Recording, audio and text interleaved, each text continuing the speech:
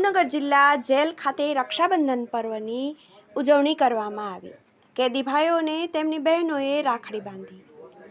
ભાવનગર જિલ્લા જેલ તંત્ર દ્વારા આજે ભાઈ બહેનના પવિત્ર તહેવાર જેલમાં રહેલ ભાઈઓ ઉજવી શકે તે માટે રક્ષાબંધન કાર્યક્રમનું આયોજન કરવામાં આવ્યું હતું।